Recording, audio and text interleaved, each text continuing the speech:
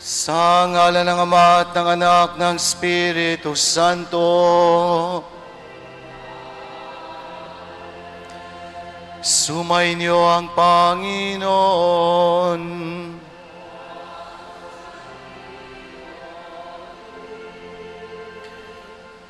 Mga minamahal kong kapatid, upang tayo ay maging marapat gumanap sa pag-aalay ng misang ito, sa karangalan ni San Antonio ng Padua, aminin muna natin at pagsisihan ang ating mga nagawang pagkukulang.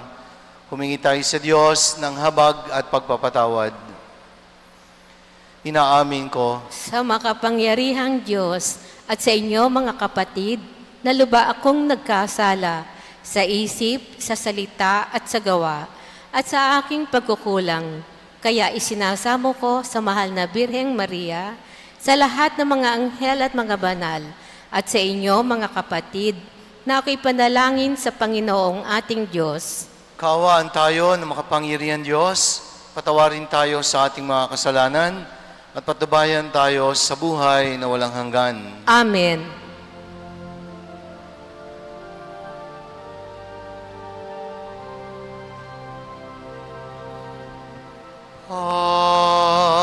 Panginoon, kawan mo kami. Panginoon, kawan mo kami. Kristo, kawan mo kami. Kristo, kawan mo kami. Panginoon, kawan mo kami. Panginoon, kaawaan mo kami. Manalangin tayo. Ama naming makapangyarihan, ibinigay sa iyong sambayanan si San Antonio bilang mahusay na tagapangaral at tagapanalangin para sa mga pangangailangan. Sa pagtulong niyang masundan namin ang ulirang pamumuhay, madamanawa namin ang iyong saklolo sa kagipitan. Sa pamagitan ni Kristo, kasama ng Espiritu Santo, magpasawalang hanggan.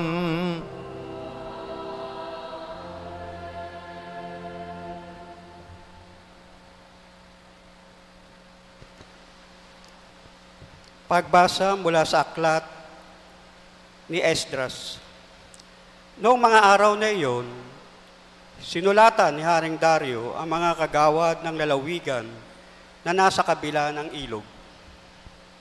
Sinabi niya, ipauubayan nila sa mga tagapamahalang Hudyo at sa kanilang matatanda ang pagpapaayos ng templo.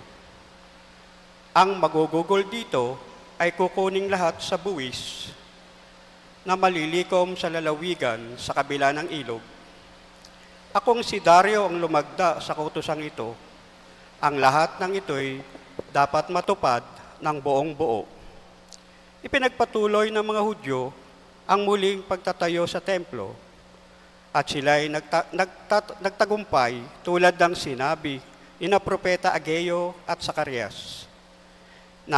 Nayari nila ang templo ayon sa sinabi ng Diyos at sa utos ni Haring Ciro, Dario at Artajeres, at nayari noong 3 ng Adar, 6 na taon ng paghahari ni Haring Dario. Nang itinalaga ang templo, di magkamayaw sa tuwa ang mga Israelita, mga saserdote at mga Levitang nakabalik mula sa pagkabihag. Naghandog sila ng 100 toro at 200 tupang lalaki at 400 kordero, bilang hain naman para sa kasalanan. Naghandog sila ng 12 kambing na lalaki, isa sa bawat lipi ng Israel. Pinagpangkat-pangkat nila ang mga saserdote at mga Levita. Sila'y binigyan ng kanilang gawain at araw ng panunungkulan sa templo ayon sa kautusan ni Moises. At nang 14 ng unang buwan, pinagdiwang ng mga nakabalik mula sa pagkabihag ang Pasko. Nakapaglinis na noon ang mga Levita, kaya sila ang nagpatay sa korderong pangpaskwa para sa mga nakabalik sa mga saserdote at sa mga kapwa nila Levita. Ang salita ng Diyos.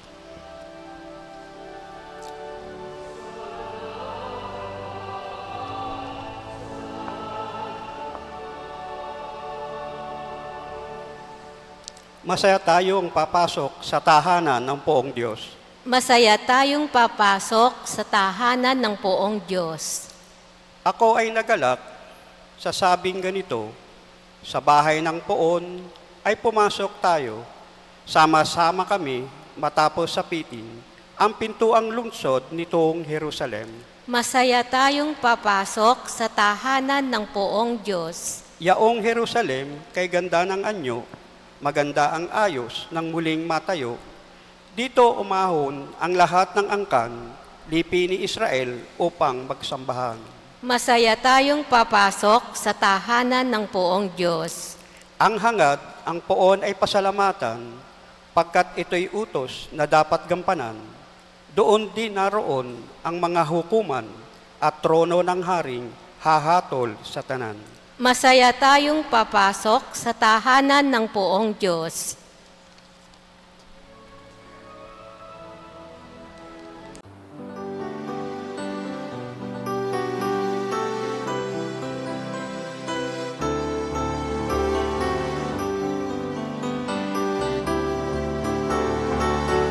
Alleluia, alleluia, alleluia,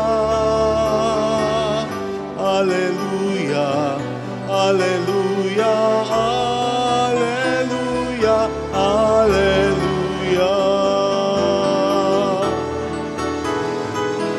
alleluia, alleluia, alleluia,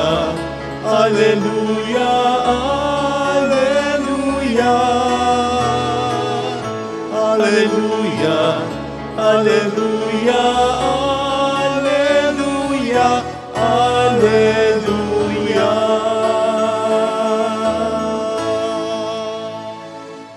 Sumainyo ang Panginoon.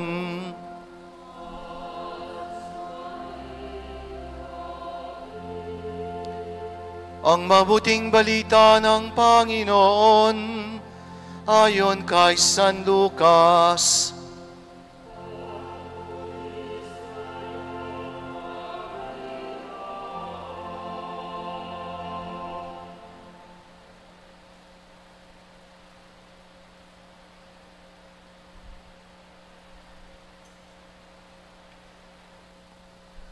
Noong panahong iyon, dumating ang ina at mga kapatid ni Jesus. Ngunit hindi sila makalapit dahil sa dami ng tao. May nagsabi sa kanya, "Nasa labas po ang inyong ina at mga kapatid. Ibig nilang makipagkita sa inyo." Ngunit sinabi ni Jesus, "Ang mga nakikinig ng salita ng Diyos at tumutupad nito ang siya kong ina at mga kapatid." Ang mabuting balita ng Panginoon.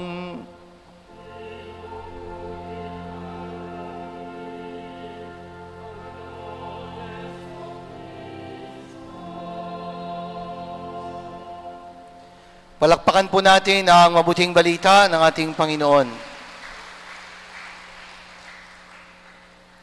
Nasa labas po ang inyong ina at mga kapatid at nais makipagkita sa inyo. Nakapagtataka po ang naging tugon ni Jesus.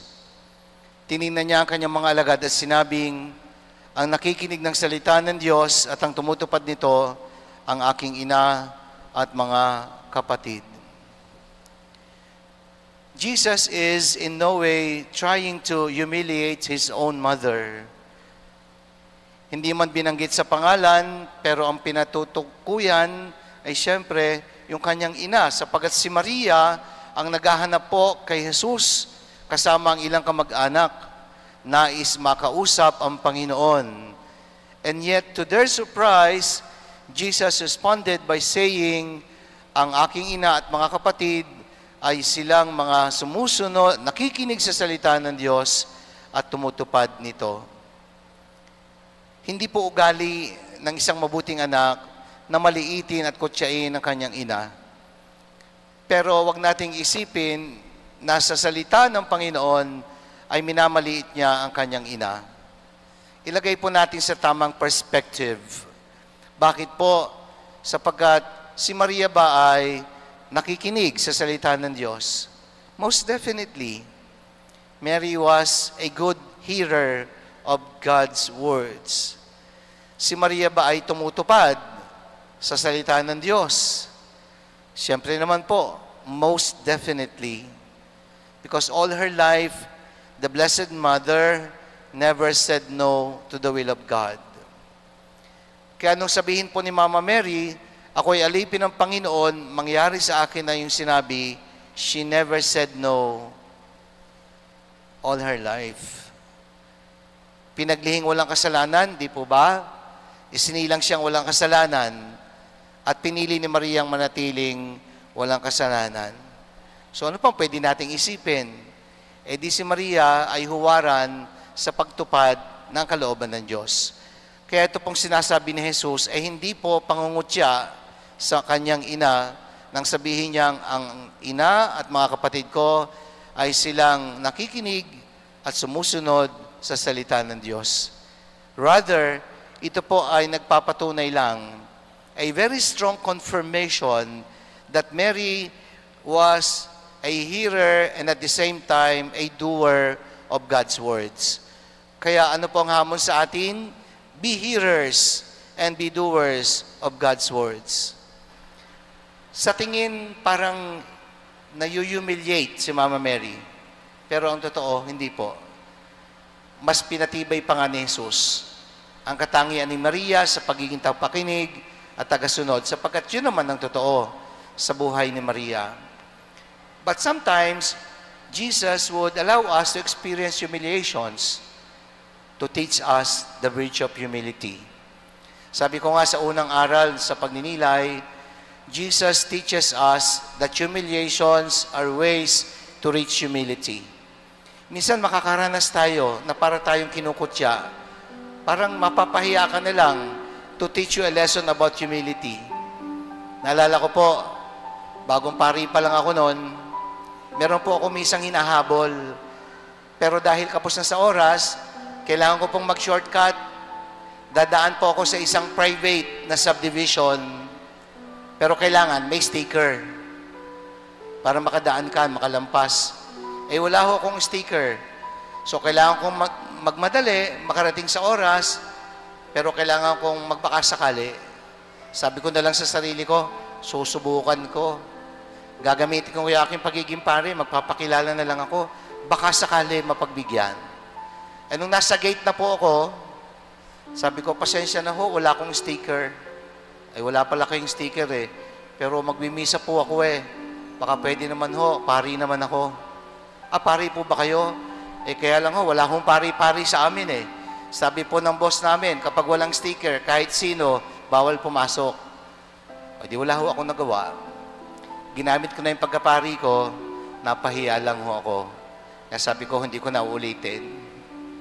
Pero nangyari pa rin. Nagmamadali din ako sa expressway. Di ba bawal pong dumaan sa shoulder, mag-overtake? Eh nagmamadali ho din eh. Na traffic, may oras na hinahabol para sa misa. Dumaan ho ako sa shoulder. Eh bigla ho akong pinara ng isang member ng Highway Patrol Group. Lisensya po ninyo. Naku, pasensya na ho kayo, sir. Pinakita ko na may lisensya ko. Ito po, kaya nagmamadali po ako. May emergency lang ho, kailangan habulin. Kaya nakapag-shoulder po ako to overtake. Pari po ako, oh. Ayan po yung aking damit na gagamitin. Eh, pasensya na ho kay Father. Iglesia ni Cristo po ako eh. Naku, sabi ko, nakakadalwa na ako. Pero dahil naintindihan naman na ako'y nagmamadali, napagbigyan din. At ang sabi lang sa akin, sa susunod, kahit pari po kayo, Huwag ho kayong magso-shoulder. Dapat nga, kayo pa yung sumusunod. Ay di napahiya ako. But I learned to be humble in the face of humiliation. Minsan, idadaan tayo ng Diyos sa ganyang karanasan to teach us a lesson about humility. Why? Because humility is the virtue that makes us most attractive and beautiful in the eyes of God.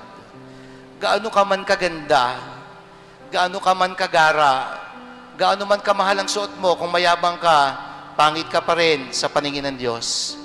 Because it is only humility that makes us beautiful and attractive in the eyes of God. Tingnan niyo po si Mama Mary. She remained beautiful because she remained humble in the face of humiliations. Hindi siya nagmayabang at iginiit ang kanyang sarili sa pagiging ina ni Jesus kahit sa mga pagkakataon na tila kinukutya na siya. Humility is the virtue that makes us beautiful. Pangalawa, Jesus considered other people as part of His family. Mas mahalaga po kay Jesus yung ugnayan natin sa Kanya, not by biological affinity, but by obedience to God's will. Kung tunay kang anak ng Diyos, ipakita mo sa iyong makadiyos na ginagawa. Kung ikaw ay tunay na anak ng Diyos at pinagmamalaki mo na ikaw ay Katoliko at anak ng Diyos, ay magpakaanak ng Diyos ka sa iyong pagkilos. Eh baka sinasabi mong Kristiyano ka, ikaw nga ay nagsisimba, ikaw naman ay Katoliko, deboto, demonyito ka naman paglabas ng simbahan. Eh anong saysay ng pagmamalaki para sabihing anak ako ng Diyos?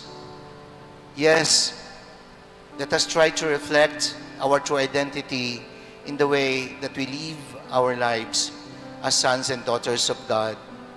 Yun po ang maganda, dahil kay Jesus, naging magkakapatid tayo. Dahil kay Jesus, nakilala natin ang isang Ama natin sa langit. Because we belong to one family of God, with God as our only Father. So act like a true child of God. Pangatlo, tina-challenge tayo ni Jesus na isalamin ang mga salitang ating nakikinggan sa iginagalaw ng ating katawan. Be doers of the Word of God, not hearers only, because otherwise, you will be deceiving yourselves. Kaya isabuhay ang salita upang hindi tayo lumabas na mapagkunwari o mapandaya. Patunayan natin na tayong magkakapatid at tayong mga anak ng Diyos, not only by the way we hear God's words, but by the way that we live the Word of God. Palakpakan po natin ang ating Panginoon. Ang pangaral ni Jesus sa Ebanghelyo at ang kanyang sariling buhay ang ating panuntunan sa pagnanais nating malaman ang kalooban ng Diyos. Manalangin tayo sa Diyos Ama upang makasunod tayo sa Kanya at maisabuhay ang kanyang mga pangaral. Ang ating itutugon, maging ganap nawa sa aming buhay ang iyong kalooban, O Panginoon.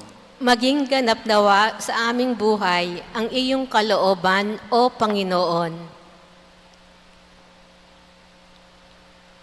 Ang simbahan, naway isabuhay ang espiritu ng Ebanghelyo at tuwin ang hanapin ang kalooban ng Diyos, manalangin tayo sa Panginoon. Maging ganap nawa sa aming buhay ang iyong kalooban, O Panginoon. At inawang mapalalim ang ating pananampalataya sa pamamagitan ng ating paglilingkod sa mga dukha, may kapansanan at yaong mga kapuspalad, manalangin tayo sa Panginoon.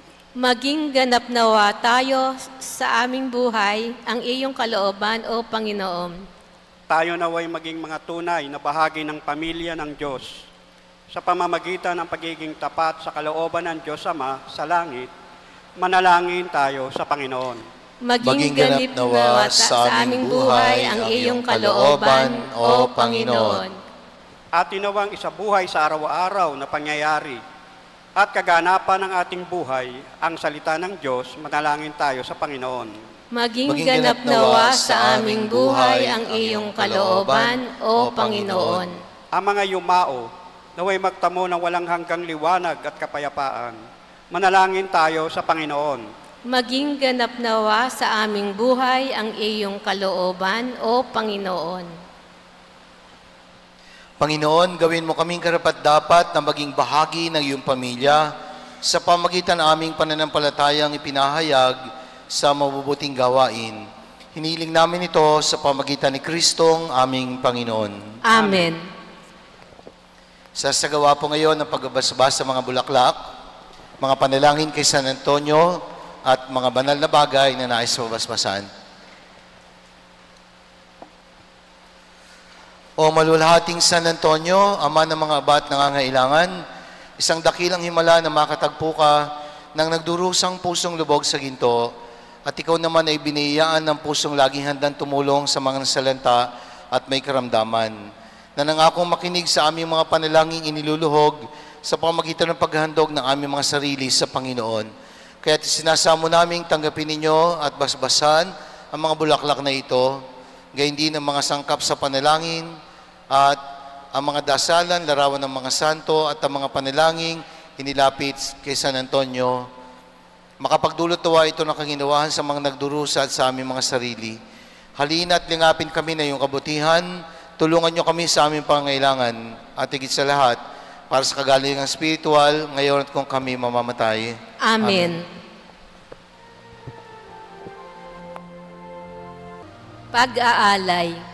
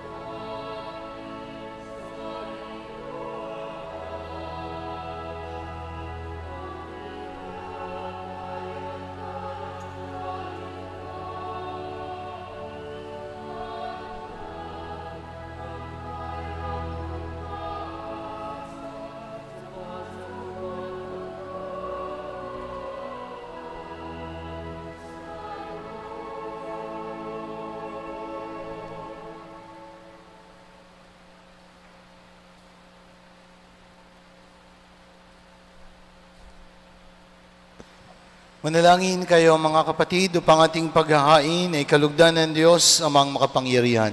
Tanggapin nawa ng Panginoon itong paghahain sa iyong mga kamay, sa kapurihan niya at karangalan sa ating kapakinabangan at sa buong sambayanan niyang banal. Ama naming lumikha, kaming mga gumaganap sa paghaing ito, ay puspusin nawa ng kaloob ng Espiritu Santo, na kaliwanagan ng pananampalatayang lubusang sumikat kay San Antonio, parang kadakilan mo ay mahayag sa pamagitan ni Kristo, kasama ng Espiritu Santo, magpasawalang hanggan. Sumainyo ang Panginoon.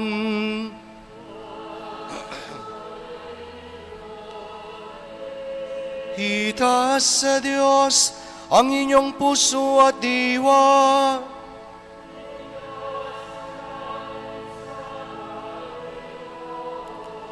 Pasalamatan natin ang Panginoong ating Diyos.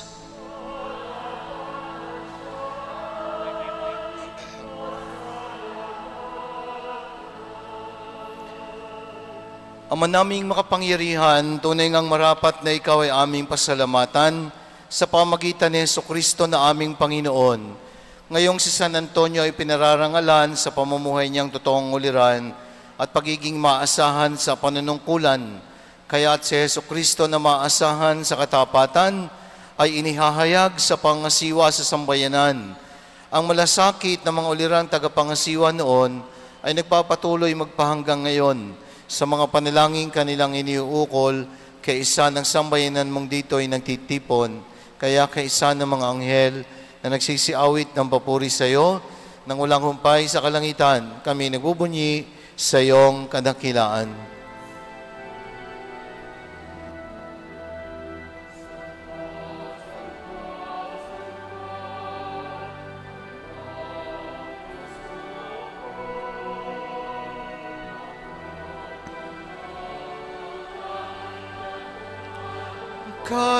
Kadakilaan mo,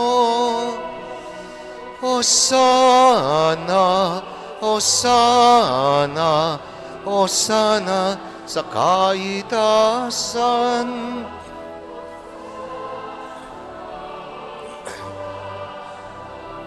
Hosana sa kaitasan. Paririto sa ngalan ng Panginoon. Hosana, Hosana.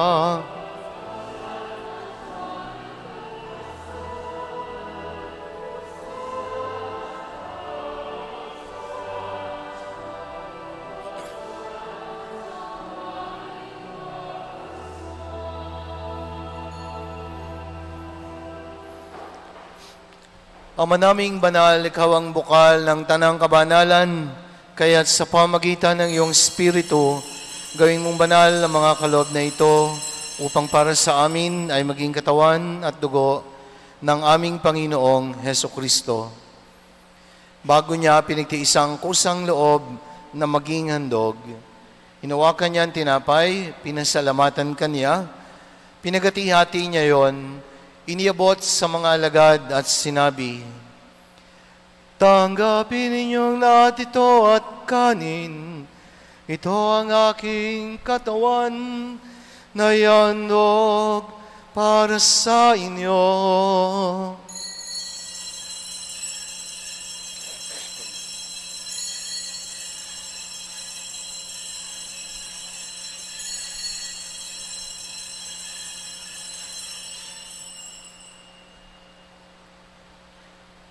Gayun din naman, matapos ang hapunan, hinawakan niya ang kalis, muli kanyang pinasalamatan, iniabot niya ang kalis sa mga alagad at sinabi, "Tanggapin ninyong lahat ito at inumin. Ito ang kalis ng aking dugo, ng bago at walang hanggang tipan. Ang aking dugo na ibubuhos para sa inyo at para sa lahat, sa ikapagpapatawad ng mga kasalanan. Gawin ninyo ito sa pag-alala sa akin."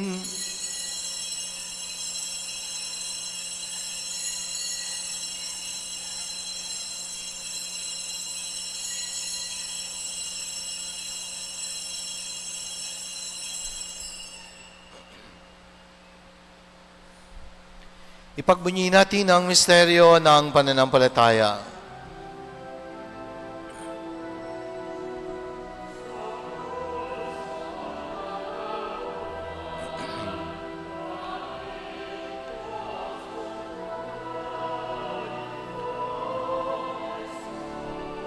Naming mahal, iligtas mo kami tanan.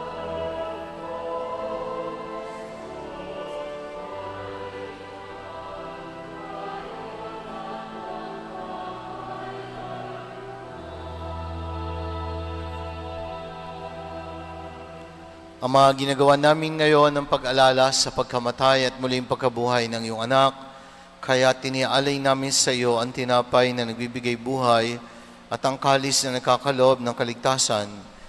Kami nagpapasalamat dahil kami iyong minarapat na tumayo sa harap mo para maglingkod sa iyo.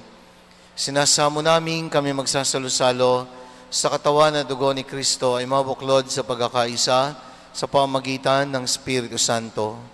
Alalahanin mo rin ang mga kapatid naming nahimlay na may pag-asang sila'y muling mabubuhay, gayon din ang lahat ng mga pumanaw, kasama ng mga yumao naming mahal sa buhay na sa misang ito ay aming pinagdarasal. Kaawaan mo sila at patuloyin sa iyong kaliwanagan. Kaawaan mo at pagindapatin kaming lahat na makasalo sa iyong buhay na walang wakas. Kaisa ng Mahal na Birheng Maria, Ina ng Diyos, ang kanyang kabiyak ng pusong si San Jose, ang mga apostol, si San Antonio ng Padua, at ng lahat ng mga banal na namuhay dito sa daigdig ng kalugod-lugod sa iyo, may pagdiwang nawa namin ang pagpupuri sa ikararangal mo sa pamagitan ng iyong anak na aming Panginoong Hesukristo. Sa pamamagitan ni Kristo, kasama niya at sa Kanya, ang lahat ng parangal at papuri ay sa iyo, Diyos amang makapangyarihan, kasama ng Espiritu Santo, magpasawalang hanggan.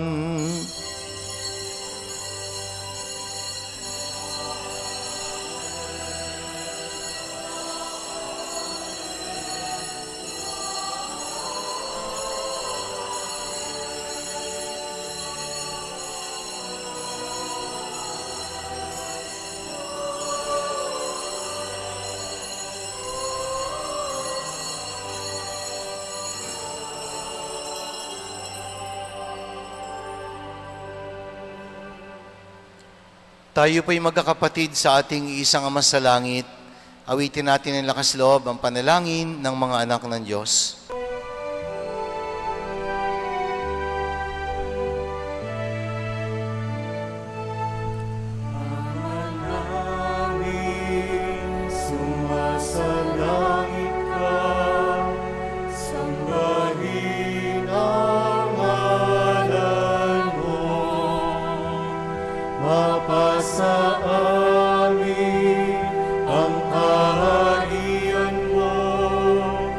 Sa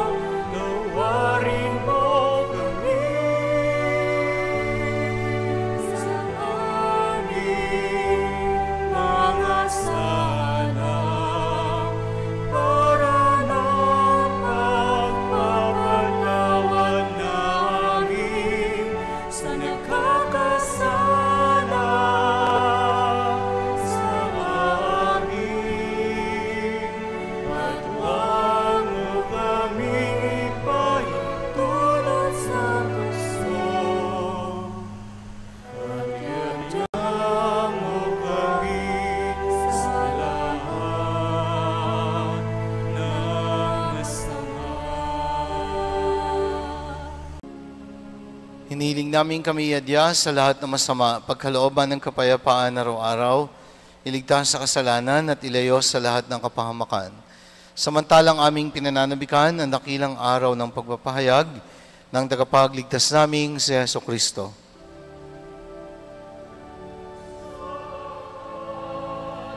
Sa'yo ang kaharian, kapangyarihan at kapurihan, ngayon at magpakailanman. Ngayon at magpakailanman. Panginoong Hesukristo, sinabi mo sa iyong mga apostol, kapayapaan ang iniiwan ko sa inyo, ang aking kapayapaan ang binibigay ko sa inyo. Tunghayan mo ang aming pananampalataya at huwag ang aming mga pagkakasala. Pagkalooban mo kami ng kapayapaan at pagkakaisa ayon sa iyong kalooban, kasama ng Espiritu Santo, magpasawalang hanggan. Amen. Ang kapayapaan ng Panginoon ay laging sumainyo. At sumaiyo rin. Magbigayan kayo ng tanda ng kapayapaan sa isa't isa. Peace be with you. Peace be with you po.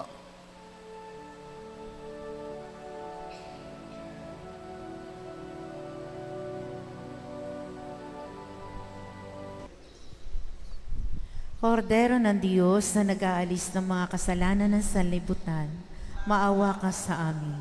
Kordero ng Diyos na nag-aalis ng mga kasalanan ng sanlibutan, maawa ka sa amin. Kordero ng Diyos na nag-aalis ng mga kasalanan ng sanlibutan, ipagkaloob sa amin ang kapayapaan. Mga kapatid, narito ang Panginoong Hesus, ang Kordero ng Diyos. Siya ang nag-aalis ng mga kasalanan ng mundo. Mapalad ang mga inanyayahan sa kanyang piging. Panginoon, hindi ako karapat-dapat na magpatuloy sa iyo, ngunit sa isang salita mo lamang ay gagaling na ako.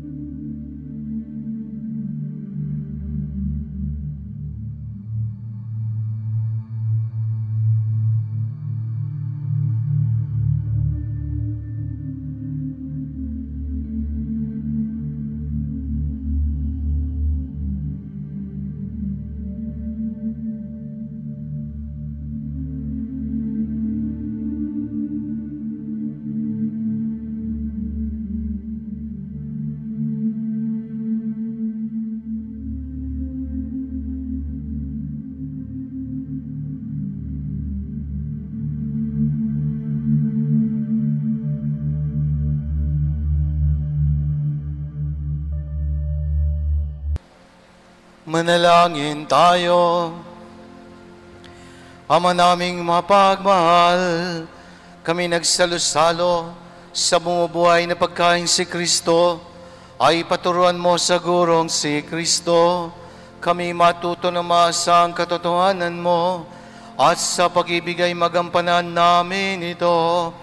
Sa pamagitan ni Jesucristo, kasama ng Espiritu Santo, magpasawalang hanggan.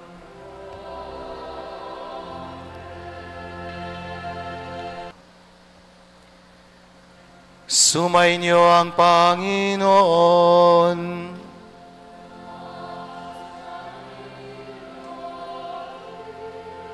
At pagpalain kayo ang makapangyarihang Diyos, Ama at Anak at Espiritu Santo.